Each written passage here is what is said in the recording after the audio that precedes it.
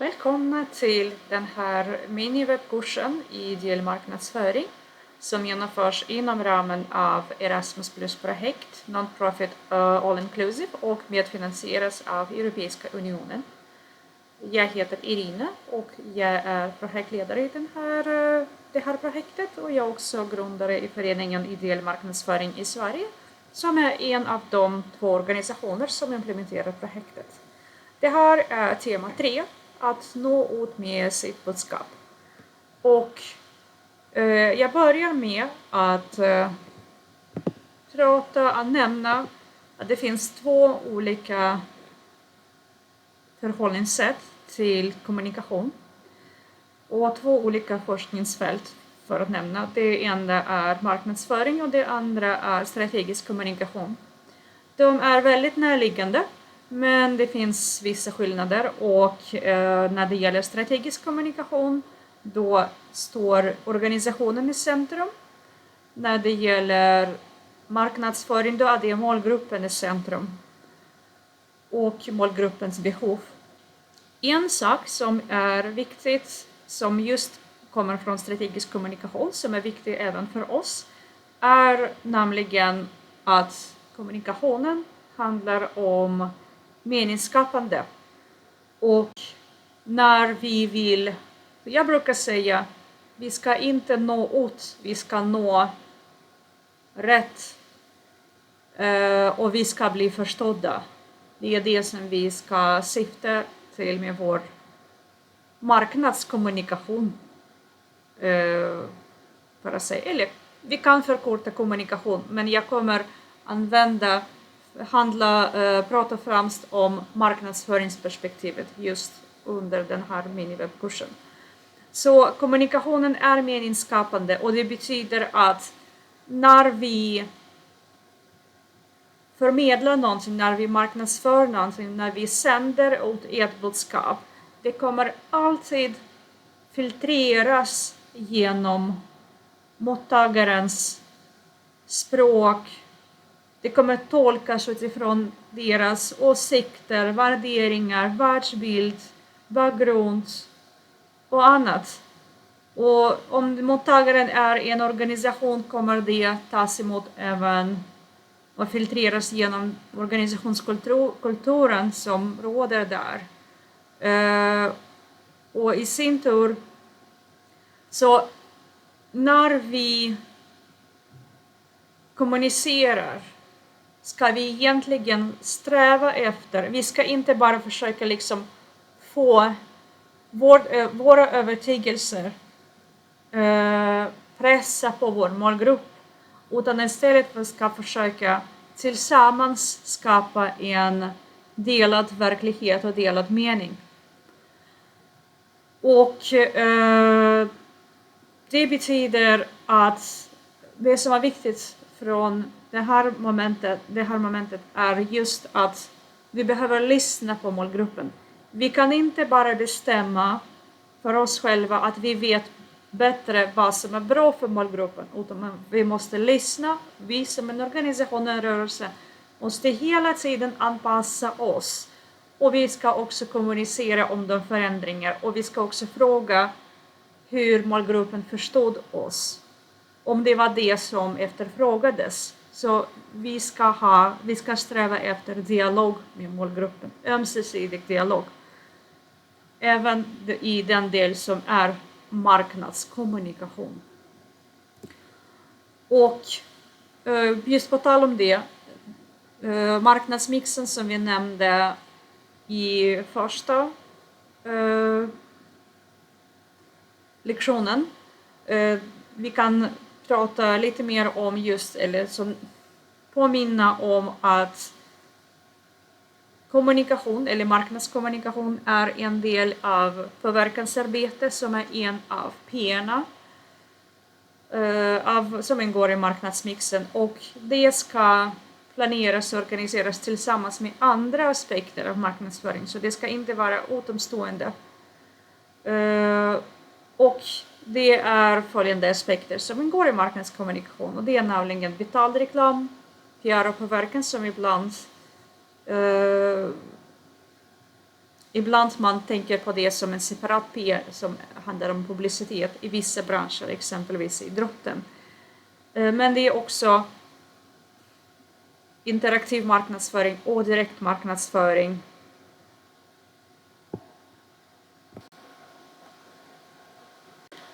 Och i påverkansarbete också ingår vissa säljfrämjande åtgärder och personlig försäljning. Men vi ska prata främst om just marknadskommunikation. Försäljning det är något som är mer aktuellt för vinstdrivande företag. Men ibland är det också för ideella organisationer om man har till exempel en butik. Så igen är det bra att påminna vilka faktorer som påverkar beteende. Och det är alltså målgruppens beteende, och det är de fördelar som målgruppen får om man får ett visst beteende.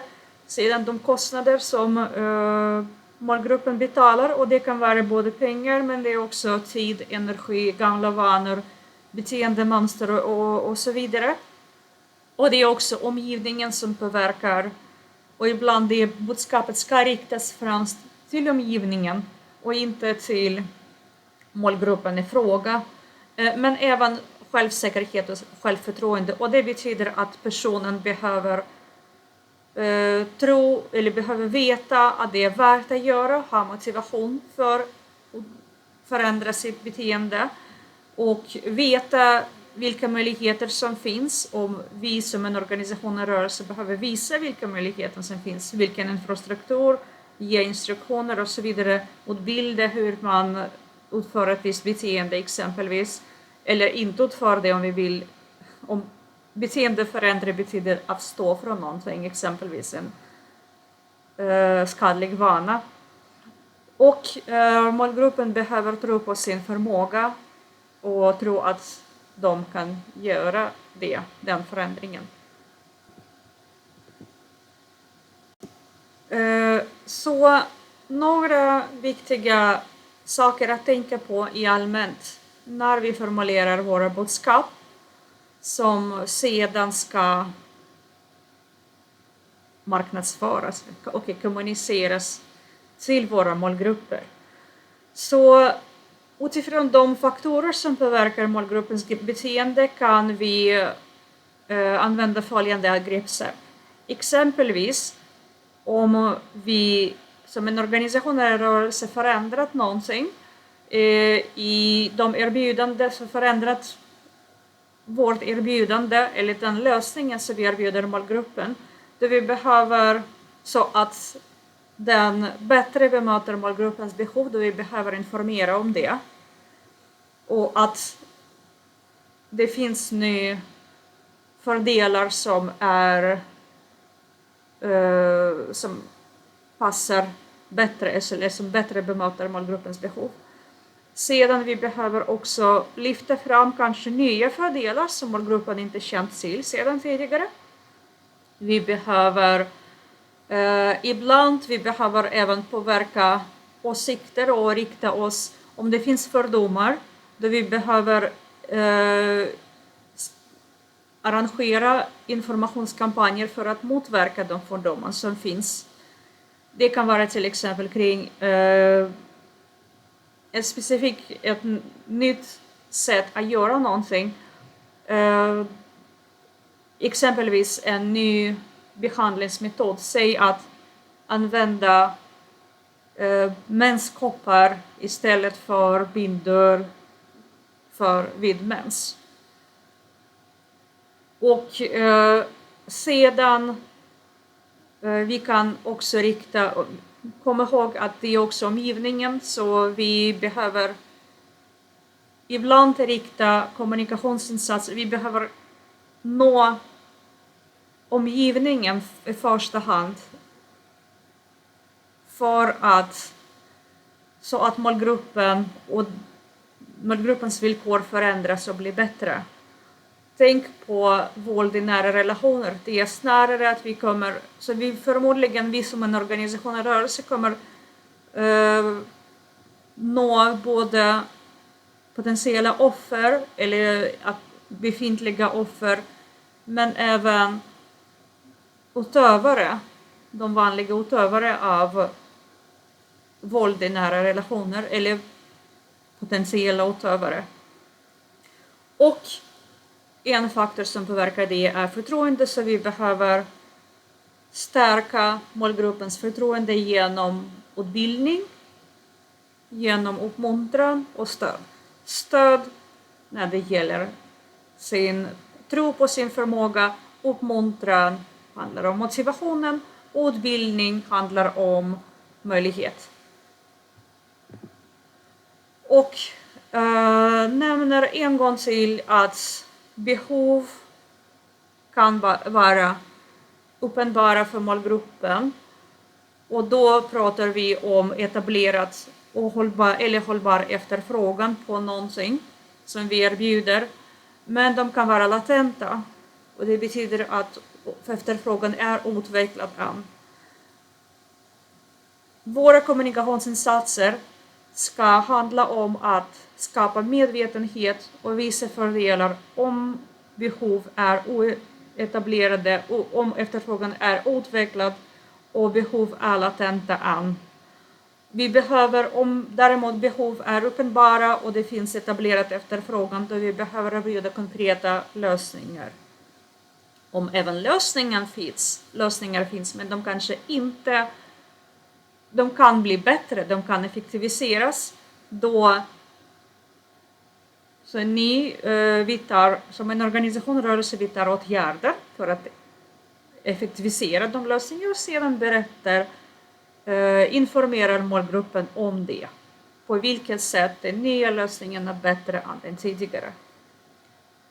Och igen påminner att det är helt okej att målgruppen inte hoppar in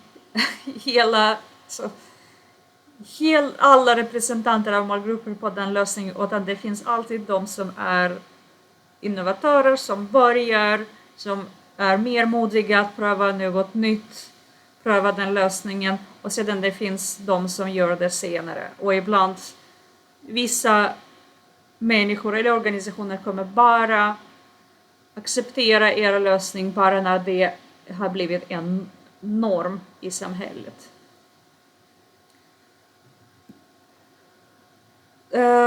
Vi behöver tänka så vi kan kommunicera och marknadsföra och formulera budskap kring olika saker som handlar om, som ideella organisationer och rörelser erbjuder. Det kan vara produkter, det kan vara tjänster, men även rena idéer och rena beteendeförändringar. Där det gäller produkter, så vad är en produkt? Produkt är något som är konkret och gripbart, som erbjuds och som ska skapa värde hos målgruppen. Och de produkter eller varor som ideella organisationer erbjuder, de oftast är sekundära och de är bara till stöd för de förändringar och det ändamålet som organisationen eller rörelsen jobbar för att åstadkomma i samhället. En produkt kan, även den här kursen är en produkt, men exempelvis vi gör det för att vi vill att ideella organisationer, deras röst ska bli starkare, och vi ger det här verktyget, ideell marknadsföring, till er för det. När vi formulerar budskap som handlar om produkten, det är viktigt att komma ihåg följande. Att även om det är en produkt, det ska vara tydligt kopplat till missionen, till det som rörelse och föreningen vill åstadkomma. Och det kopplingen kan vara så rationell eller känslomässig. Och det är bra att ha en känslomässig koppling. Sedan budskapet ska vara tydligt kring hur intäkterna från en produkt, om det är något som säljs och inte erbjuds gratis som den här kursen exempelvis, hur intäkterna från produkten bidrar verkligen till den här rörelsen och till den förändringen, till den missionen som ni vill åstadkomma. Och så att den som köper en produkt känner att den gör skillnad. Sedan ni behöver vara väldigt transparenta kring hur ni använder resurser och bland annat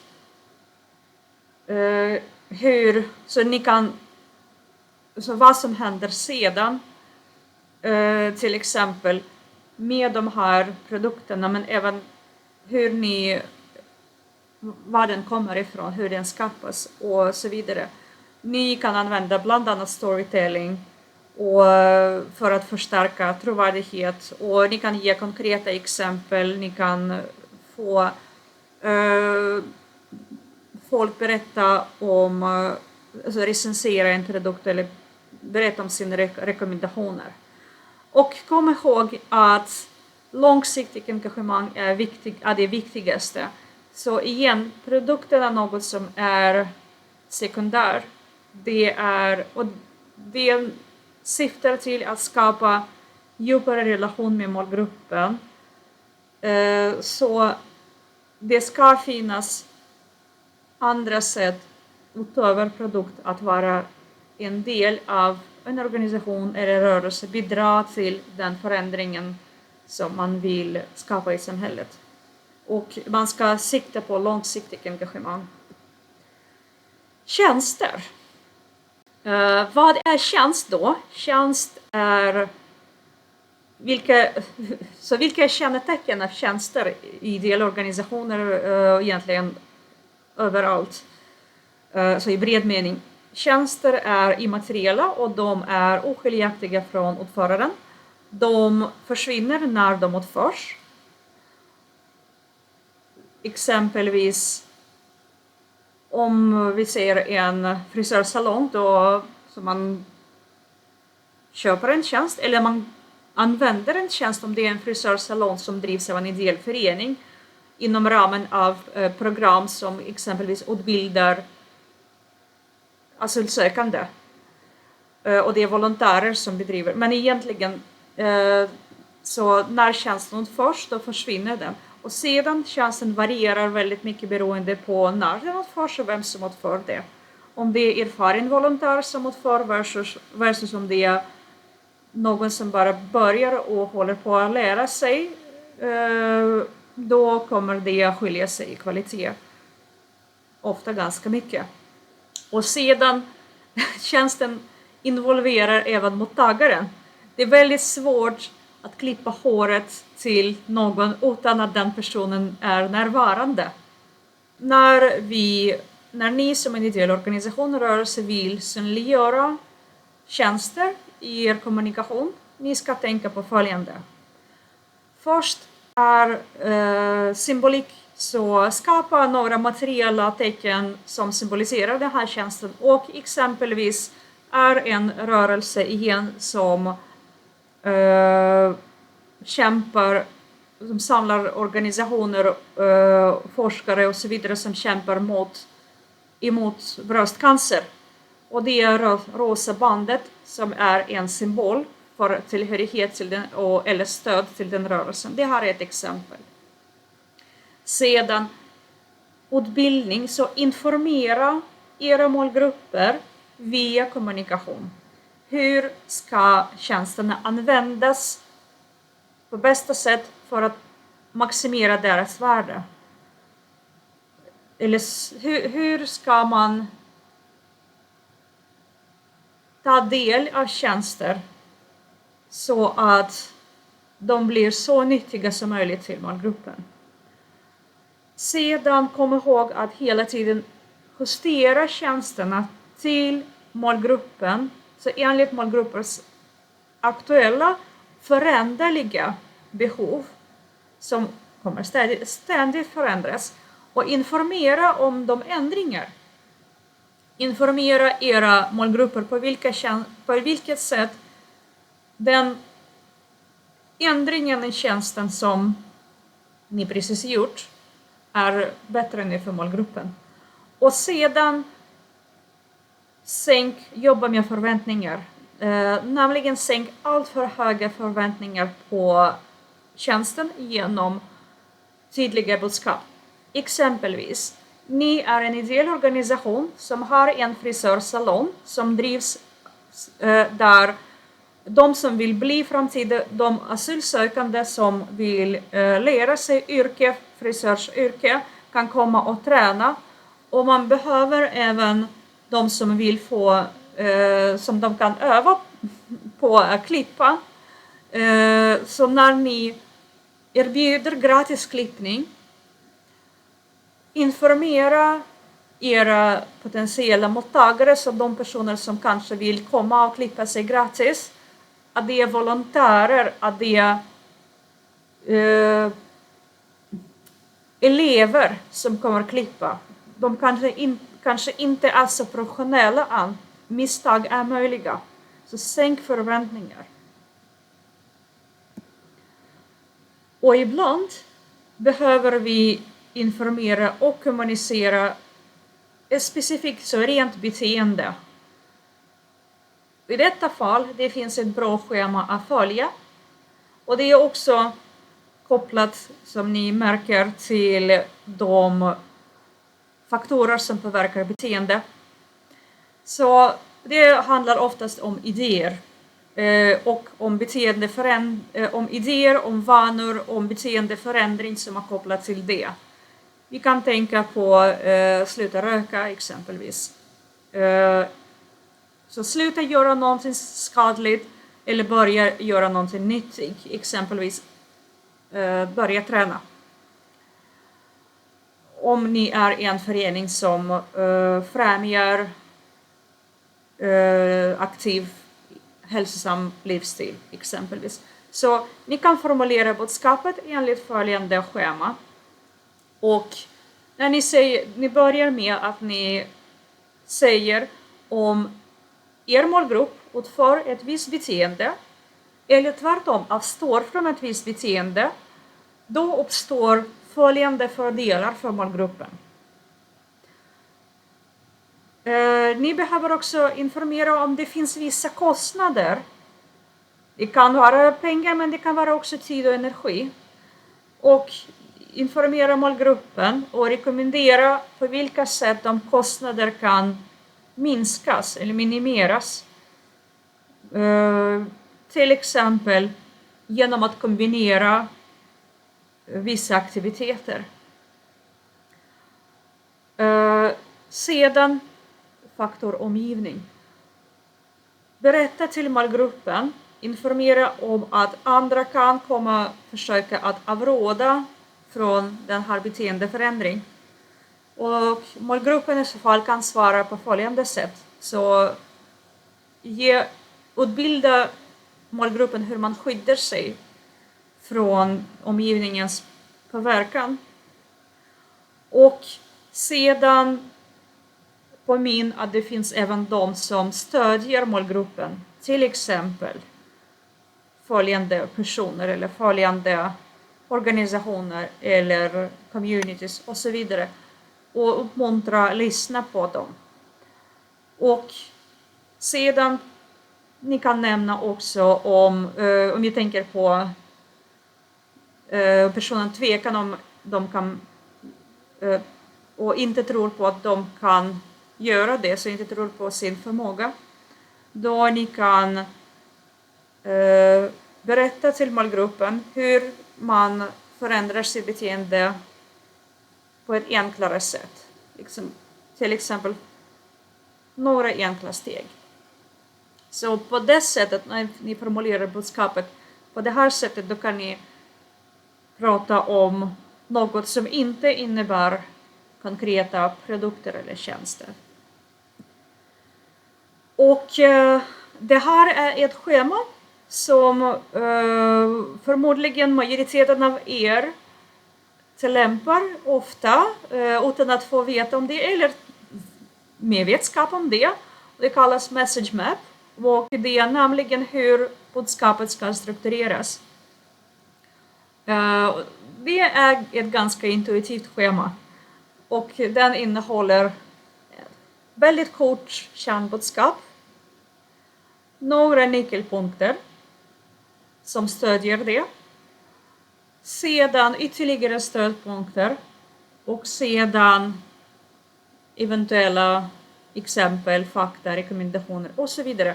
Tänk på att det är kärnbudskapen som ska fånga uppmärksamhet. Men sedan om personer vill veta mer, då ska det finnas fler nivåer där målgruppen kan läsa mer och ännu mer och ännu mer. Igen, det är inte i alla kanaler som det här message map kan användas till fullo. Om det är en betald annonsering i sociala medier, ni oftast har en väldigt kort rad och ni kan ha kärnbudskap, några nyckelpunkter och that's it. Men det här är ett allmänt schema som ni kan justera sedan vid behov. Och nu pratar vi om vilka kanaler, så vart ska ni vända er för att nå målgrupper? Och det första och det viktigaste svaret på frågan är nå målgrupper där målgrupper finns. Så vi pratade om det i tidigare lektion, att man behöver lyssna på målgrupperna, man behöver ta del av vad de behöver och var de finns, så undersöka. Och sedan välj de kanaler där era målgrupper befinner sig, där de umgås på fritid eller yrkesmässigt. Och de här kanalerna kan struktureras på ett enkelt sätt som kallas PSO-modell. Det här är ett alternativ som jag presenterar, men egentligen det finns olika sätt att dela kanaler på. Så exempelvis vissa kanaler som jag placerar som förtjänade kanaler, kanske andra kan placera som delade kanaler eller blandat förtjänade och delade. Så vi pratade om hur man formulerar budskap, vilka kanaler som finns att välja, och sedan en sak som är kännetecken av just marknadsföringsinsatsen och just marknadskommunikation, ibland till skillnad från strategisk kommunikation, att när det gäller marknadskommunikation väldigt mycket pågår i form av kampanjer. Det är olika kampanjer som körs. Och kampanjer består av några steg. Allt ska börja med lyssnande, så ni först ska lyssna på målgruppen, planera, testa först. Så pröva om det här funkar för att innan ni lanserar någon marknadskommunikationskampanj i stor skala. Exempelvis när ni betalar för annonsering en stor summa, välj ett litet segment, så välj en liten budget och pröva. Gör AB-testning. Sedan genomför en kampanj, så större kampanj, men även följ upp det hela tiden. Och när kampanjen är slut så granska den. Kolla hur det gick, vad som funkade och inte funkade, och sedan använd den informationen för att bli bättre. Och sedan börja från början. Börja från lyssnande. Så det här var kort om just hur ni formulerar budskap och vad som ni gör med den sedan för att kommunicera vidare. Stort tack för att ni var med och hoppas att vi ses nästa lektioner.